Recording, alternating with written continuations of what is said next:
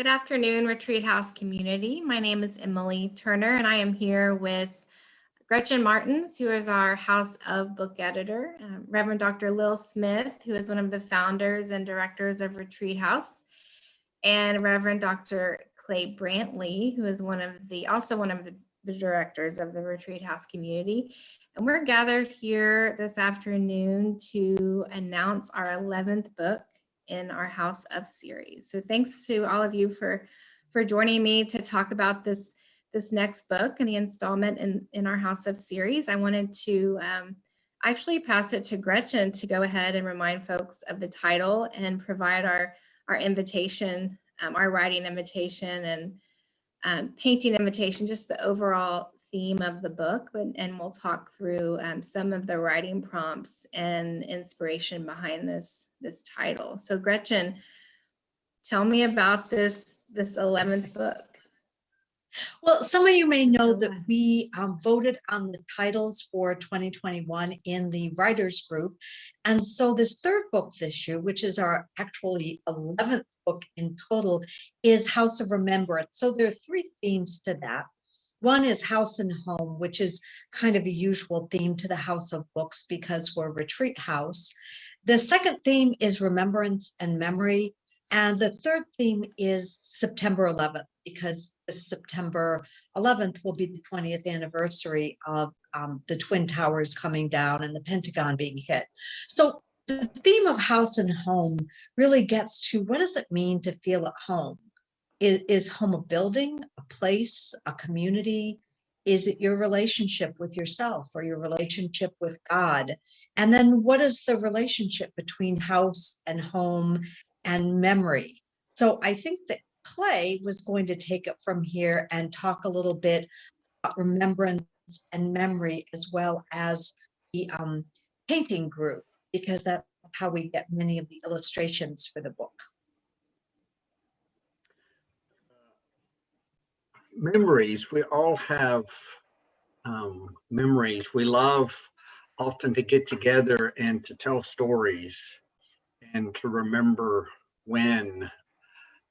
Perhaps it's a memory from childhood. And so I'm gathered here with my friends, Emily, Lil, and Gretchen, and I tell them about one time when I was growing up and this experience I had when I climbed a tree, and that becomes a memory. We all have wonderful memories of things that have shaped us. And I think those are the types of stories that we're looking forward to hearing in this book.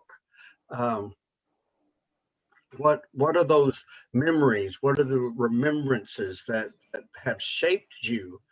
They could be ones that happened last weekend.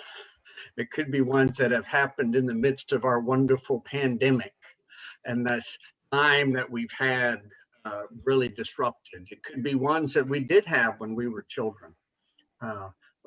I think I'm really interested in those stories that shaped and brought content and character to who you are as a person. And while Gretchen was talking, I thought, wow, that would be an interesting story. Remember the houses that I grew up in and how that particular place shaped and molded me and held me and created a space for me to be who I am. So we invite our authors to reflect on that and to submit those stories. I'm going to pass it on to Lil, and I think she's going to talk about the special remembrance of around 9/11. Thank you, Clay. Yes. Do you remember where you were the moment you found out about the planes flying into the Twin Towers on September the 11th, 2001? I'm grateful I remember because it means I'm not forgetting. And part of this remembrance that makes it significant is creating some type of a ritual to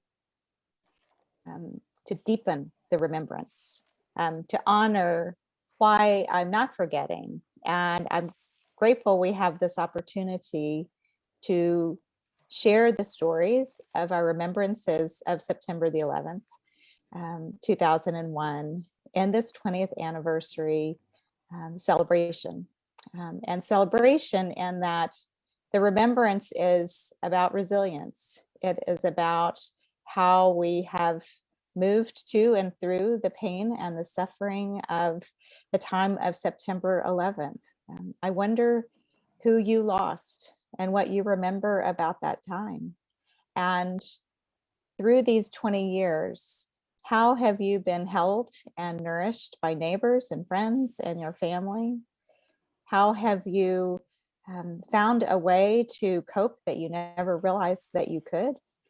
How have you shared yourself in ways with others who had significant loss that you didn't realize you had within you, that is now a way to bless others?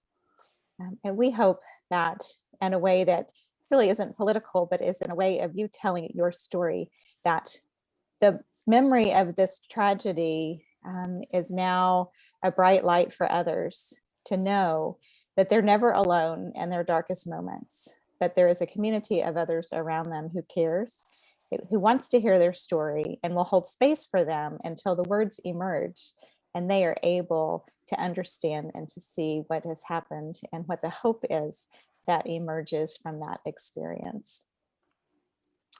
So I want to pass it over to Gretchen to talk to us about how you might participate as an author or an artist if you've never participated in one of our series books. And I'm so glad you mentioned if you've never participated. So some people say, oh my gosh, this is a published book. This is a very, very friendly environment. Every single book we've had, we have a new author who joins our community of authors. Some of you may know me out there in Facebook land. Some of you may not. I am the editor. I like to think of myself as super friendly, and I'm really here to help work with you.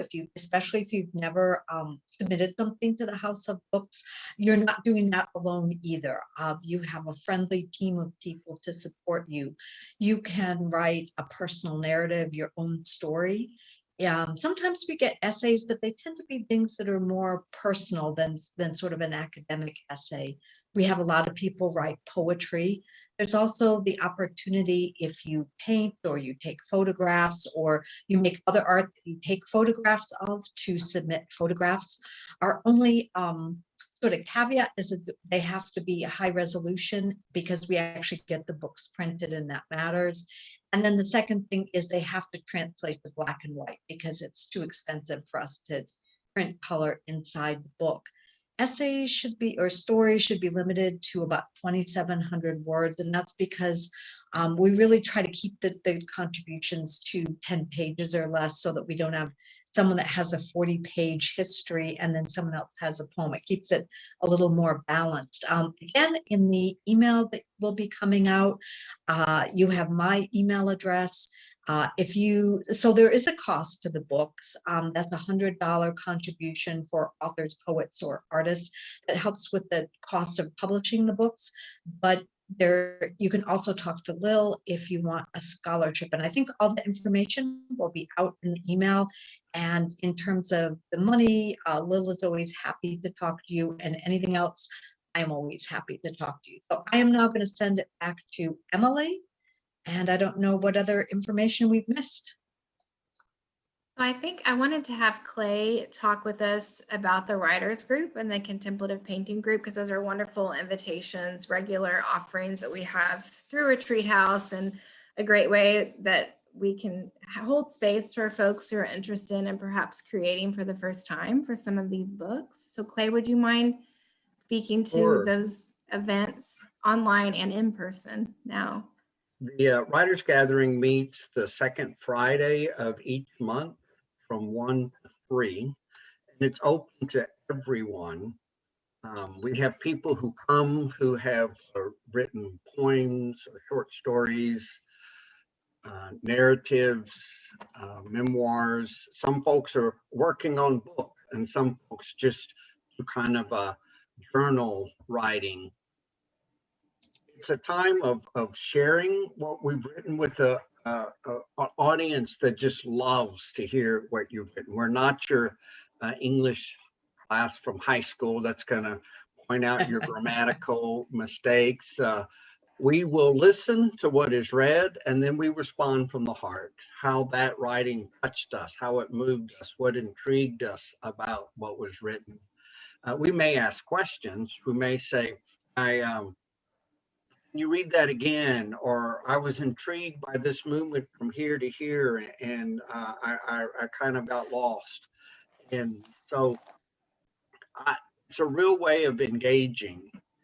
You are invited to come, even if you haven't written anything. Perhaps what you want to do is just sit and listen to what other people have written, and you are certainly welcomed and invited to do that. That particular writers gathering has people from literally all over the world who are participating, from the Netherlands and the Caribbean islands and across the United States. So we are online exclusively. We do not have a meeting at the retreat house for the writers gathering. Contemplative painting is both at the retreat house and online.